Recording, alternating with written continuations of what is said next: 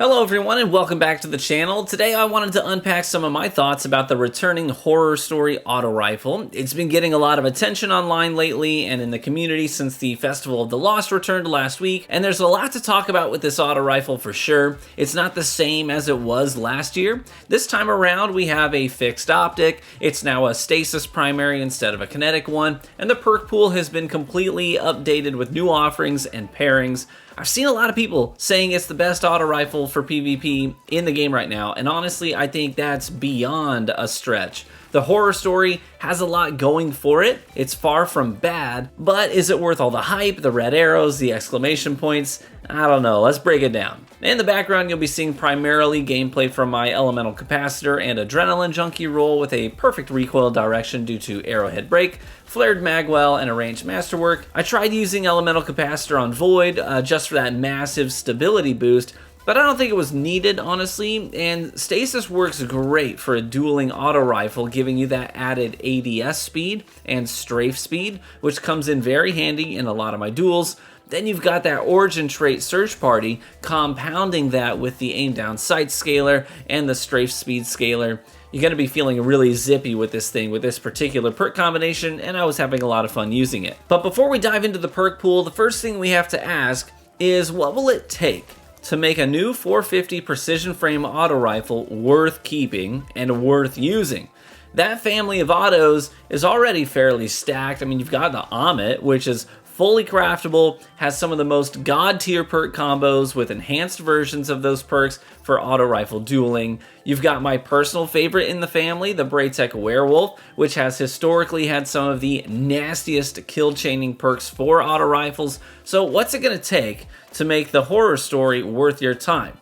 Well, it's going to need to do one of two things. It either needs to do what those other auto rifles are doing, but do it better than they do, or it needs to bring something completely new and unique to the table and excel there. And frankly, I know it doesn't do the former, we'll get to that. And there's a good chance that what it brings to the latter scenario isn't, good enough to warrant your grinding for it. So let's move over to the perk pool and go from there. The base stats on the horror story, they're not bad. They're also not exceptional or standout, but they won't be an inherent detriment to you.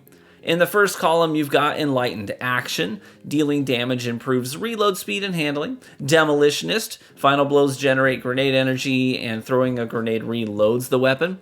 Elemental Capacitor, which gives a wide variety of sizable buffs depending on your subclass.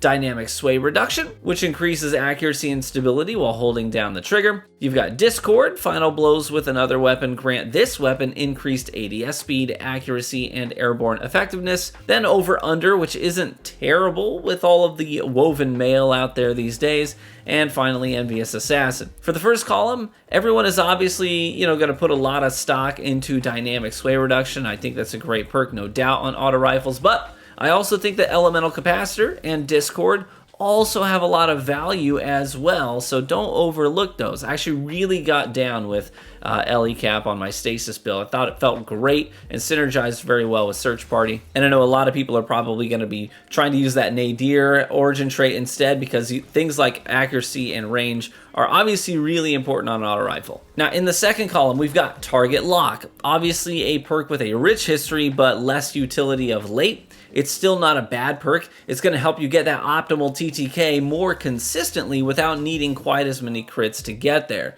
Then you've got Headstone, which has some great integration with stasis builds, Collective Action, which I think is a bust on this gun, Cascade Point, which works amazingly well with Discord in the first column, Frenzy, which is never S tier but always great, Vorpal Weapon, which has its moments, and then finally Adrenaline Junkie, which is a pretty low tier damage buff, but has its utility as well. So to circle back to that question, with these stats and with these perks, is the horror story able to do what the other auto rifles do, but do it better? Or does it bring something new to the table? So straight up, no, it's not better than Amit or the Werewolf at what they do. Amit is a better flat-out dueler, hands down, no question there. You're going to get better range, better stability, better accuracy, better flinch reduction on the Amit.